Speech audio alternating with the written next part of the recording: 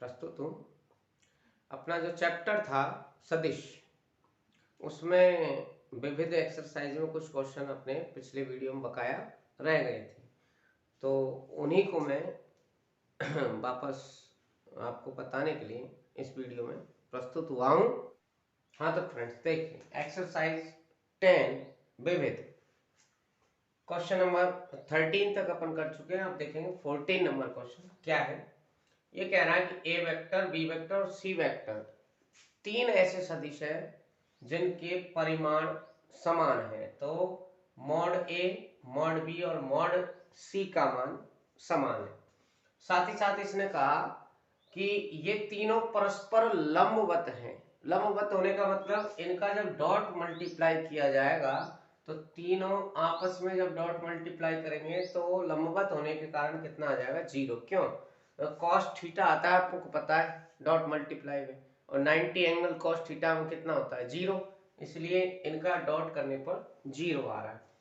अब ये अपन से पूछ रहा है, तो बताइए कि A vector plus B vector plus C vector जो बनेगा वो इन तीनों सदिशों पर बराबर कोण बनाएगा, मतलब इनके साथ बराबर झुका हुआ है। ठीक है, तो एंगल की बात हो रही है।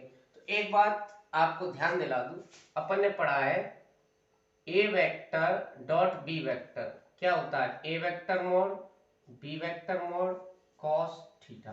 तो यहां से झुका होने का मतलब कोण, कोण क्या होगा? Cos theta. तो कॉस थीटा के लिए क्या बनेगा? A vector dot B vector upon A vector mod B vector mod. ये अपना कॉस थीटा का फॉर्मूला हो गया। अब अपन को ये किस किस के बीच लगाना है वो देखिए।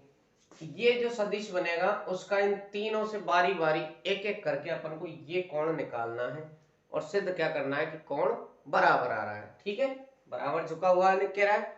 तो पहले ये सदिश बनाएंगे अपन। तो देखिए, A vector plus B vector plus C vector, ये अपन मान लेते हैं कोई नया वेक्टर जैसे कि डी वेक्टर। तो डी वेक्टर क्या हो गया? A vector plus B vector plus C vector. अब अपन को क्या लेना है कि ए वेक्टर और डी वेक्टर के बीच कोण। ठीक है, तो ये ले लेते हैं अपन, मान लिया cos थीटा 1 इन दोनों के बीच का, ए वेक्टर और डी वेक्टर के बीच का। तो यहां क्या होगा? A vector dot D vector, देखिए फॉर्मूला जो मैं जमा रहा हूं, बी की बजाय यहाँ क्या है? डी, तो डी वेक्टर आ जाएगा। तो ए वेक्टर मोड और डी वेक्टर मोड। ठीक है, अब देखो इनका डॉट करेंगे। तो ए वेक्टर तो अपनी जगह है, ये मान अपने पास है थोड़ी है ए वेक्टर का, केवल इनका मोड बराबर है, यही तो काम। अब डॉट किससे होगा? A vector plus B vector plus C vector बटे में ए वेक्टर मोड और डी वेक्टर मोड। आगे चलिए देखो, A vector dot A vector बनेगा यहाँ plus A vector dot B vector, जैसे अपन सादा गुणा खोल रहे हैं वैसे ही खोल रहे हैं, इसको बस डॉट लगाना है। ए वेक्टर डॉट सी वेक्टर बन जाएगा और बटे में A vector mod D vector. अब सोचिए 10.1 में जब अपन पढ़ रहे थे तो याद होगा आपको, जब भी किन्हीं दो समान सदिशों का क्या किया जाए? डॉट, तो हमेशा उस सदिश के परिमाण के वर्ग के बराबर आता है। यानी कि अपन कहना चाहे तो ए वेक्टर डॉट ए वेक्टर सदैव ए वेक्टर मोड के स्क्वायर के बराबर होता है। और अब देखो, तो इसकी जगह अपन लिखेंगे ए वेक्टर मोड का स्क्वायर, इस फॉर्मूले से A vector dot A vector की जगह A vector dot B vector, A vector dot B vector का मान 0, B vector A vector dot C vector. अब ये डॉट में कोई फर्क नहीं पड़ता है सदिश गुणा में, क्योंकि वहां दिशा की बात होती है, तो इसलिए वहां तो क्रम विनिमयता का पालन नहीं होता। यहाँ क्रम विनिमयता का पालन होता है कि A vector dot C vector कर लो चाहे सी वेक्टर डॉट ए वेक्टर कर लो, बात वही आएगी। तो यहाँ है ए वेक्टर डॉट सी वेक्टर और यहाँ है अपना सी वेक्टर डॉट ए वेक्टर, बात वही है, इसका मान 0 बटे में ए वेक्टर मोड का स्क्वायर डी वेक्टर मोड। अब देखिए, तो ऊपर तो क्या रह गया? ए वेक्टर मोड का स्क्वायर, नीचे ए vector mod D vector mode. अब देखिए ये कट जाएगा, इसकी पावर कम कर देगा, घात कम हो जाएगी, तो इसका मान आ रहा है ए vector mod upon D vector mod. ये किन किन के बीच का कोण है? ए वेक्टर और डी वेक्टर के बीच का। सेम ऐसे ही अपन निकालेंगे ए वेक्टर, और सॉरी ए वेक्टर नहीं, बी वेक्टर। अपन निकालेंगे बी वेक्टर व डी वेक्टर के बीच कोण। तो ये ले लेते हैं जैसे अपन cos थीटा 2, तो थीटा 2 के लिए अब यहां जमाएंगे अपन B vector dot B vector upon B vector mod D vector mod. तो देखिए खोलिए, ये हो जाएगा B vector dot A vector plus B vector plus C vector upon B vector mod D vector mod. ठीक है, अब देखिए आप खुद ही सोचिए, ये है B vector dot A vector, तो इसको अपन ए वेक्टर डॉट बी वेक्टर लिख सकते हैं जिसका मान 0। B vector dot B vector आएगा तो क्या बन जाएगा इस फॉर्मूले से कि बी वेक्टर मोड का स्क्वायर। फिर B vector dot C vector आएगा, यानी कि अपन इसको सीधे लिख सकते हैं कि ये जो सॉल्व होकर आएगा वो इसी की तरह क्या बनेगा, ये बन जाएगा। तो यहाँ भी ये कट जाएगा, यानी कि ये हो जाएगा B vector mod upon D vector mod. ठीक, इसी प्रकार सी वेक्टर व डी वेक्टर के बीच कोण, ये ले लेते cos थीटा 3। तो यहां बनेगा C vector dot D vector upon C vector mod D vector mod. तो जैसे ये खोला है वैसे ही खोलने पर देखो, ए वाले से डॉट किया था तो ए वेक्टर मोड आया, बी वाले से डॉट किया तो बी वेक्टर मोड आया, तो यहाँ सी वाले से कर रहे हैं तो सी वेक्टर मोड अपॉन क्या बन जाएगा, डी वेक्टर मोड। अब देखिए शुरू में देखिए स्टार्ट में क्या कहा था इसने कि इन तीनों सदिशों का परिमाण समान है, तो फिर देखिए तीनों के बटे में तो डी वेक्टर मोड ही तो रखा है, तो ऊपर A vector mod B vector mod C vector mod ये क्या होंगे, बराबर। तो यहाँ अगर अपन समीकरण डाले 1 और ये समीकरण डाले 2, तो अपन कह सकते हैं समीकरण 1 का प्रयोग करने पर स्पष्ट है कि, क्या स्पष्ट हो रहा है कि ये जो तीनों कोण आ रहे हैं वो बराबर है। तो cos थीटा 1 बराबर cos थीटा 2 बराबर cos थीटा 3। ठीक है, तो ये अपना 14वां क्वेश्चन। हाँ तो फ्रेंड्स देखिए ये है अपना 15वां क्वेश्चन। क्या कह रहा है कि A vector plus B vector का dot A vector plus B vector से ही कर दिया जाए तो ये आता है, लेकिन ये कब आएगा, एक शर्त रख दी है इसने कि ये तभी आ सकता है जब ए वेक्टर और बी वेक्टर परस्पर लंबवत हो, ये हमें सिद्ध करना है। तो ये कंडीशन तो दे दी है, अब ये कब सेट होगी वो हमें बताना है, किस कंडीशन में कि ये ए वेक्टर और बी वेक्टर परस्पर लंब हो। तो देखिए इसने जो दिया उसी को लेते हैं, ये बराबर में चलने देते हैं। अच्छा डॉट करिए, जैसे अपन सिंपल मल्टीप्लाई खोलते हैं x प्लस वाई का, उस हिसाब से ए वेक्टर का ए वेक्टर से डॉट हो रहा है तो यहाँ लिखेंगे A vector dot A vector, plus आ रहा है तो plus A vector dot B vector बनेगा, फिर सेम ऐसे ये बनेगा B vector dot A vector, और ये बनेगा B vector dot B vector. बराबर में जो भी चल रहा है वो ले लेंगे, क्योंकि ये तो हमें दिया हुआ है, जो लाना है वो क्या लाना है, ए वेक्टर और बी वेक्टर लंब है, यानी कि A vector dot B vector का मान 0 के बराबर आना चाहिए। तो देखिए ए डॉट ए अभी पिछले क्वेश्चन में लिया था, क्या बन जाएगा मॉड ए का स्क्वायर, ए डॉट बी, और पिछले में भी बताया बी डॉट ए कह लो चाहे ए डॉट बी कह लो, क्रम विनिमय होता है अदिश गुणा, तो इसको अपन ए डॉट बी लिख देंगे और बी डॉट बी को क्या लिख देंगे, मॉड बी का स्क्वायर, बराबर में मॉड ए का स्क्वायर प्लस मॉड बी का स्क्वायर। अब देखिए ये तो कट रहे, मॉड ए का स्क्वायर मॉड बी का स्क्वायर कट गए, तो बच्चा क्या है, ये 2 बार आ रहा है, तो 2 गुना हो गया 2 इंटू ए डॉट बी बराबर में क्या बचा 0। यानी कि अपन कह सकते हैं कि ए डॉट बी का मान किसके बराबर है 0 के बराबर, क्योंकि 2 0 के बट्टे में जाएगा तो ये हो जाएगा 0। तो इसलिए अपन कह सकते हैं कि ए वेक्टर लंब है बी वेक्टर पर। तो यही तो मांग रहा था वो कि अगर ये सही है तो ए वेक्टर और बी वेक्टर परस्पर लंब हो गए। ठीक है, ये अपन को दिया था पहले ही प्रश्न में कि इनका मान दोनों सदिशों का शून्य सदिश के बराबर नहीं है। ठीक है, ये अपना सेकंड क्वेश्चन है, इससे बिल्कुल कंफ्यूज होने की जरूरत नहीं है। उसने केवल ये स्पष्ट कहा कि इन दोनों का मान शून्य सदिश के बराबर नहीं है, तो ये कंडीशन सही होगी कब, जब ये दोनों लंब होंगे। ठीक, ये सेकंड क्वेश्चन अपना मतलब 15वां क्वेश्चन आज के लिए सेकंड था। देखिए फ्रेंड्स, ये है 16वां क्वेश्चन। ए वेक्टर डॉट बी वेक्टर के बीच कोण थीटा हो और ए वेक्टर डॉट बी वेक्टर का मान ग्रेटर देन 0 इक्वल भी 0, यानी कि इसका जो डॉट मल्टीप्लाई आएगा वो या तो 0 के बराबर है या 0 से बड़ा है। ये कब हो सकता है, जबकि यदि लगा है।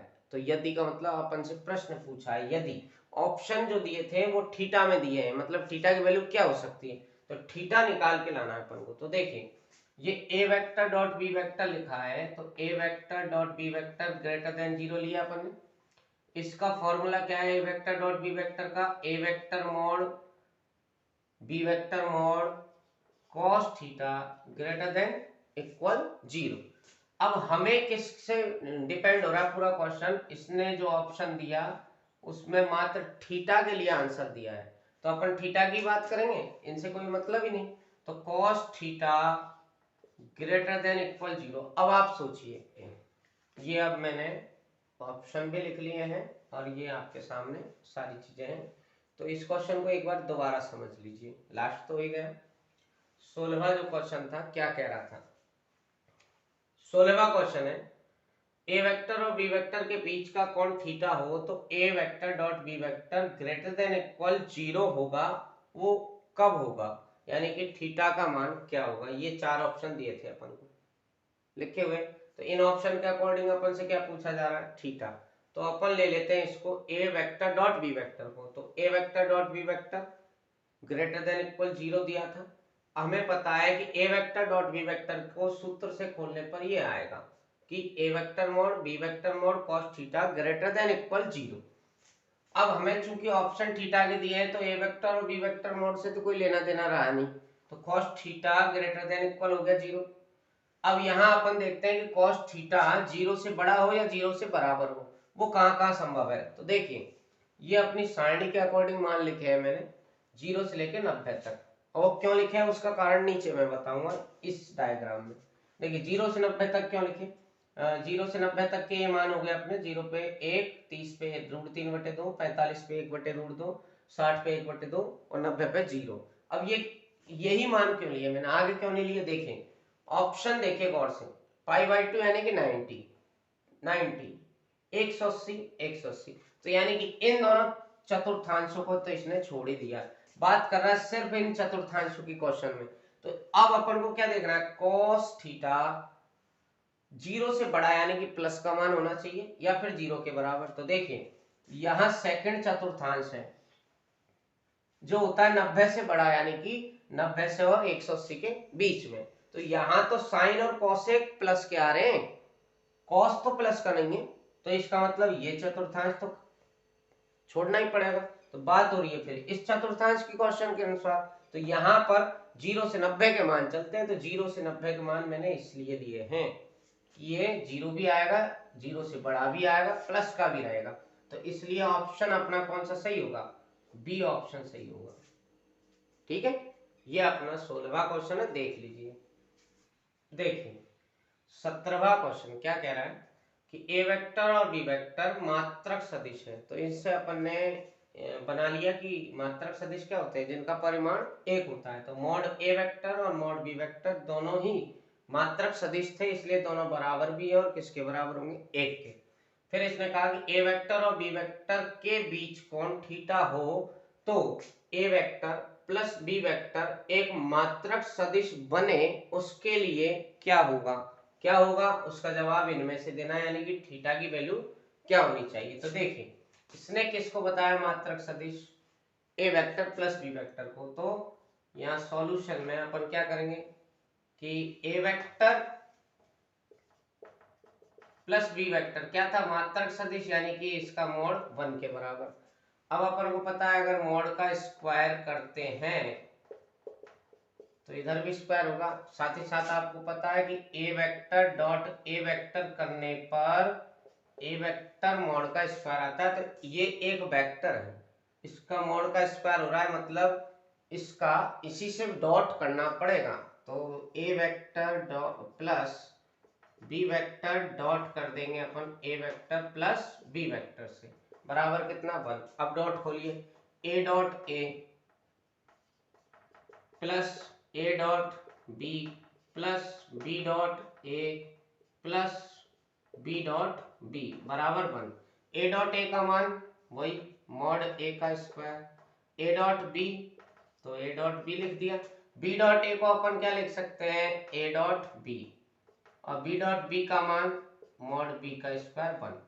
अब इन दोनों की वैल्यू रखेंगे तो ये है 1, ये दोनों ऐड होकर क्या देंगे 2 ए डॉट बी, और इसकी वैल्यू 1 1 1 से तो 1 कैंसिल हुआ, तो 2 ए डॉट बी बराबर क्या हो जाएगा माइनस का 1, ये प्लस का 1 उधर चल जाएगा, तो ए डॉट बी बराबर -1/2। ठीक है, यहां तक आ गया। अब अपन को थीटा लाना है तो अपन को यहाँ सूत्र लगाना पड़ेगा, तो ये क्या हो जाएगा mod A mod B cos theta बराबर -1/2। इन दोनों का मान कितना है 1 लिख ही रहा है, कॉस थीटा बराबर -1/2, यानी कि कॉस थीटा बराबर -1/2।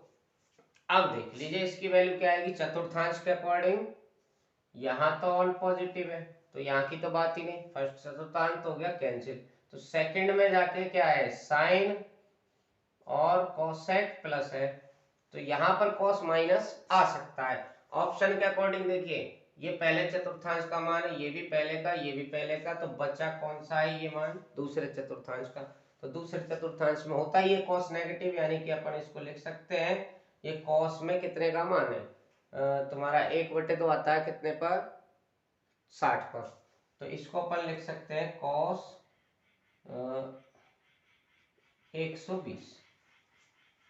ठीक, यानी कि तुम्हारा cos 2π/3।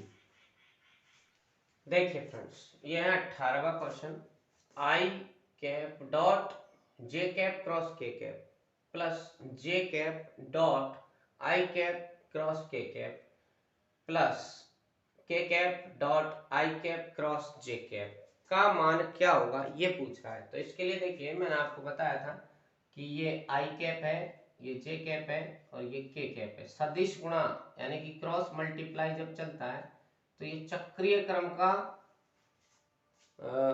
पालन करता है। कैसे कि आई का अगर जे से क्रॉस किया जाएगा तो अगला आ जाएगा के, लेकिन अगर आई का के से करेंगे तो उल्टा हो जाएगा जे, लेकिन वो उल्टी दिशा में इनका मल्टीप्लाई हमेशा यही डायरेक्शन में चलेगा। अगर डायरेक्शन उसने चेंज की हुई है तो मान तो वही आएगा जो आना है, लेकिन उसका चिन्ह प्लस की बजाय माइनस हो जाएगा। जैसे देखिए अब ये दिया है आई डॉट जे क्रॉस के और जे डॉट आई क्रॉस के और के डॉट आई क्रॉस जे। अब देखिए कैसे होगा, आई डॉट जे क्रॉस के कर रहे हैं तो जे से के पर आ रहे हैं, सीरियल वही है जो अपना चल रहा है, तो अगला इनका क्रॉस करने पर क्या आएगा आई, तो ये हो जाएगा आई कैप। ठीक है, अब यहां देखिए यहां समझ में आएगा आई क्रॉस के हुआ, जबकि होना चाहिए क्या अपने क्रम के हिसाब से सीरियल यूं चलेगा वामावर्त दिशा में, तो के डॉट आई होना चाहिए था तब तो आता जे, लेकिन यहां हो रहा है आई डॉट आई क्रॉस के, तो उल्टा हो गया अपना क्रम, तो आएगा तो वही जे, लेकिन चिन्ह बदल जाएगा, यानी कि माइनस जे आ जाएगा। फिर ऐसे ही के डॉट आई क्रॉस जे, तो देखिए आई से जे पर गए, क्रम वही है, यानी कि अगला आ जाएगा के। समझ में आई होगी बात। जो अपन ने क्रम लगाए हुए हैं, मतलब जो निशान मैंने तीर के घुमा के दिखा रखे हैं, उसी क्रम में अगर गुणा चल रहा है तो अगला आएगा प्लस में, जाहिर सी बात है। लगातार के दो का गुणा तो तीसरा आएगा, कोई भी हो। और जैसे ही क्रम उल्टा हो जाए अपने तीर का, तो माइनस लगा देना, बस आएगा तो वही। अब देखिए आई डॉट आई समान सदिश है, तो इनका हमेशा वन आएगा, क्योंकि ये कैसे सदिश है, मात्रक सदिश है, अक्षों के अनुदिश मात्रक सदिश है ये। जे डॉट जे, तो माइनस तो लगा हुआ है, वो बाहर आ जाएगा, जे डॉट जे का मान वन, के डॉट के इसका मान वन। अब देखिए plus one minus one cut के आंसर आ रहा है वन, तो वन कहाँ है अपना, सी ऑप्शन में। तो ये अपना 18वां क्वेश्चन है। ठीक है, देखिए ये दोनों के बीच कौन थीटा है, तो अपन इन दोनों को लेते हैं। ये ले रहा है ए वेक्टर डॉट बी वेक्टर का मॉड, और यहां लिया जा रहा है ए वेक्टर क्रॉस बी वेक्टर का मॉड। ठीक है, तो ए वेक्टर डॉट बी वेक्टर क्या होता है, ए vector mod B vector mod cos theta का मॉड। ऐसे ही यहाँ क्या होता है, ए vector mod B vector mod sine theta N cap, क्या होता है साइन थीटा एन कैप। अब मॉड लगा हुआ है, तो देखिए ये तो अपन को पता है कैंसिलेशन में जा रहे हैं, और एन कैप एक मात्रक सदिश है, तो उसका मॉड लेने पर क्या आएगा, एक। तो यहां से अपन लिख सकते हैं कि कॉस थीटा बराबर साइन थीटा, क्योंकि एन कैप का मान वन हो गया। तो यहां जब अपन कॉस का भाग दे देंगे, तो वन बराबर हो जाएगा sine theta upon cos theta. इसका मतलब ये बना टेन थीटा बराबर एक, और टेन थीटा में एक कब आता है, जब टेन पाई बटे 4 लिया जाता है। तो इससे अपन क्या कह सकते हैं कि थीटा की वैल्यू पाई बटे 4 होगी, जो अपना ऑप्शन बी दे रहा है। कौन सा ऑप्शन दे रहा है, बी ऑप्शन। तो बी ऑप्शन अपना राइट है। ठीक है, तो देख लीजिए ये अपना 18वां और 19वां क्वेश्चन। इसी के साथ में अपनी एक्सरसाइज 10 सदिश पूरी तरह समाप्त हो चुकी है। आशा करता हूं कि मेरे द्वारा समझाए गए सारे प्रश्न आपको समझ में आए होंगे। अपना जो चैनल है उसको शेयर, सब्सक्राइब और लाइक जरूर करें। धन्यवाद।